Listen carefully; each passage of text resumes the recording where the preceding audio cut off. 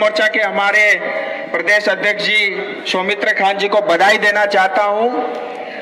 उनके नेतृत्व में इतना बड़ा जो है विशाल जन समर्थन अभी यहाँ पे उपस्थित है, इससे भी और विशाल दूसरी तरफ में भी आपको देखने को मिलेगा।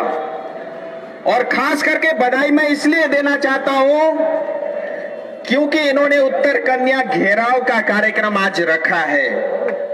इसके लिए मैं विशेष रूप से युवा मोर्चा की हमारी सभी टोली को मैं बधाई देता हूं। शुरुआत करने से पहले मैं अभिजीत दा के चरण कमलों में पुष्प अर्पित करते हुए कुछ बातें आपके सामने रखना चाहता हूं। उपस्थित मंच क्षमा चाहता हूं, मैं सबके नाम नहीं ले पाऊंगा। हम सबको ये पता है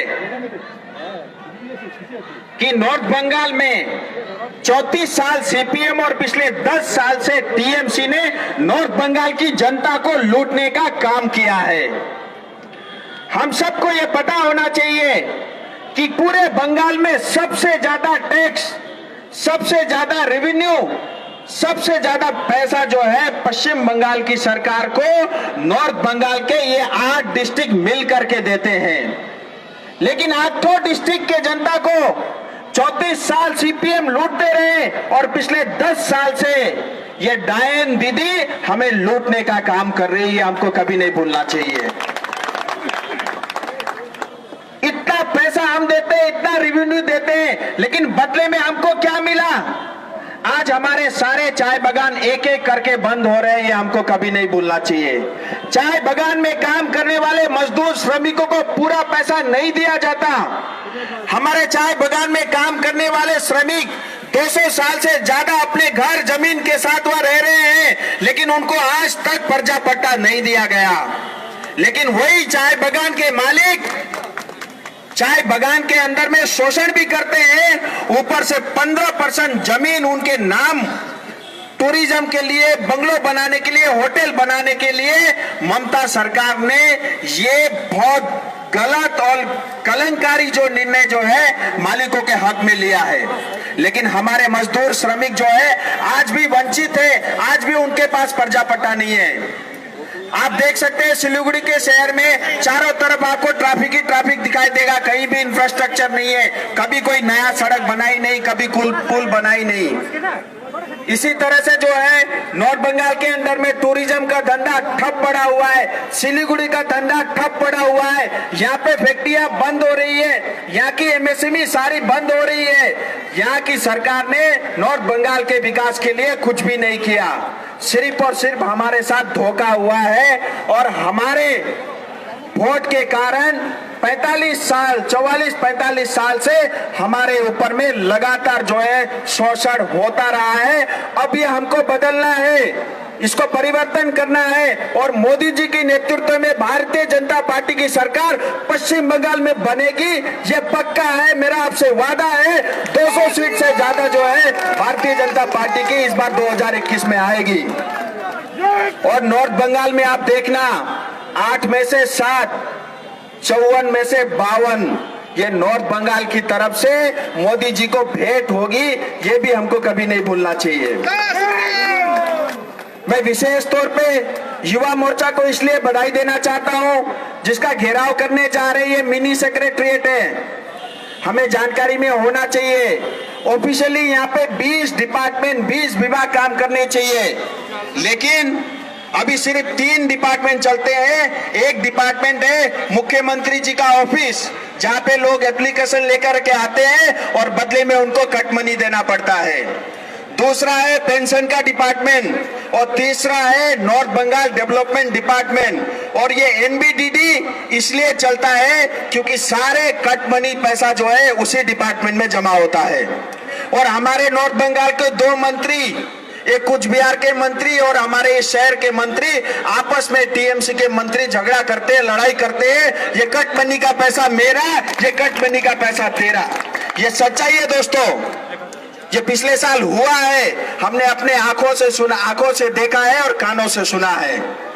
ये डिपार्टमेंट के अंदर में सिर्फ और सिर्फ लोगों से पैसा वसूलने का काम होता है। 3 डिपार्टमेंट चलते हैं, बाकी सब डिपार्टमेंट में आप देखोगे उनके नेम प्लेट लगे हुए हैं, लेकिन वहां कोई काम धंधा नहीं होता।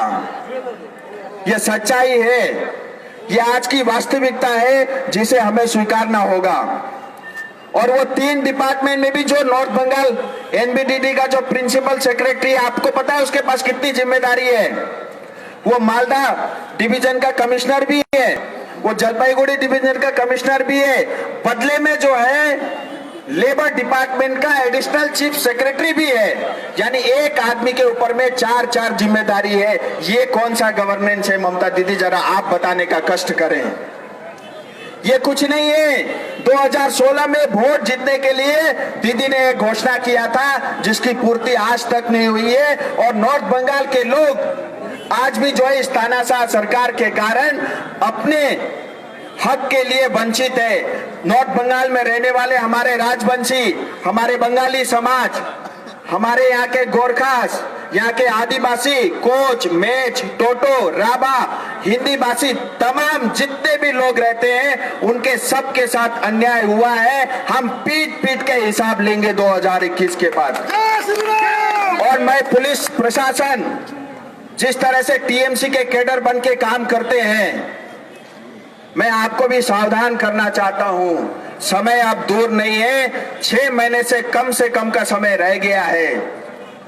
आप अपना काम, आपका जो अपना सर्विस रूल है उसके हिसाब से करिए,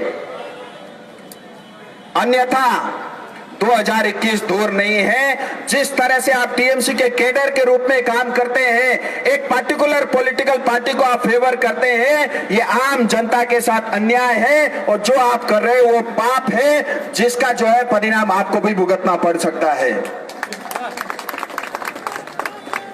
और भाइयों, बहुत दूर दूर से हमारे लोग यहाँ पे आज इकट्ठा हुए हैं और हमने एक मन बना करके जाना है यहाँ से कि अब 2021 जो है बहुत नजदीक है और हमने अब तक बहुत अन्याय और अत्याचार सहा है। अब 2021 में इस अन्याय अत्याचार के विरुद्ध हम वोट करेंगे और भारतीय जनता पार्टी की, स्वच्छ पार्टी की सरकार हम बनाएंगे। आज भारतीय जनता पार्टी ने देश को मजबूत किया है, नरेंद्र भाई मोदी जी ने देश को मजबूत किया है। जो काम असंभव थे उसको संभव करके दिखाए, हमको कभी नहीं भूलना चाहिए। जम्मू कश्मीर हमेशा बोलते थे भारत का अभिन्न अंग है, क्योंकि हमें डाउट था, बोलना पड़ता था। 370 के कारण अब वो समाप्त हो गया है। अब जो है जम्मू कश्मीर भारत का अभिन्न अंग है, हमें ये गर्व के साथ हम ये कह सकते हैं। इसी तरह सीएबी बिल पास हुआ और सीए कानून बनके लागू हुआ। अब जनवरी के बाद जितने भी हमारे पीड़ित लोग बाहर देशों से आकर के कई सालों से यहाँ से रह रहे हैं, उनको जो है उनको नागरिकता देने का काम जनवरी से स्टार्ट होगा। इसके कारण नॉर्थ बंगाल की बहुत बड़ी जनता को, बहुत बड़े समाज के लोगों को, उनको जो है बहुत एक राहत की सांस मिलेगी। आज तक ममता दीदी ने वोटर कार्ड दे करके सिर्फ वोट डलवाने का काम किया, लेकिन उनके अधिकार देने का काम, उनको ताकत देने का काम, उनको मजबूती देने का काम भारतीय जनता पार्टी करेगी। इसी तरह से ट्रिपल तलाक को आप कोई भी काम ले लीजिए, जो असंभव थे, जो सोच नहीं सकते थे, जो बाकी पार्टियां सोचती ये कभी हो नहीं सकता, वो सारा जो है करके जो है भारतीय जनता पार्टी ने दिखाया है। और हमारे पहाड़ के गोरखा भाई बहन भी यहाँ पे आए हैं। मैं आप सबको भी कहना चाहता हूं, टीएमसी या ममता दीदी या कोई XYZ, पहाड़ का भलाई कोई और नहीं कर सकता, केवल और केवल नरेंद्र भाई मोदी जी और भारतीय जनता पार्टी ही कर सकती है। और जो गोरखाओं की मांग है स्थायी राजनीतिक समाधान या 11 जनजाति जो एसटी में छूटी हुई है, वो भारत के संविधान के हिसाब से और भारत के संसद भवन में आप सबके लिए वो काम होगा। आप निश्चिंत रहिए, इसके अंदर में आपको कई दुविधा होने की आवश्यकता नहीं है, क्योंकि अपना डिमांड रखने का काम, मांग रखने का काम गोरखा कर रहा है और देने का काम भारतीय जनता पार्टी नरेंद्र भाई मोदी जी की सरकार करेगी। बोलिए भारत माता के, भारत माता के, भारत माता के, जय गोरखा, जय गोरखा। नमस्कार।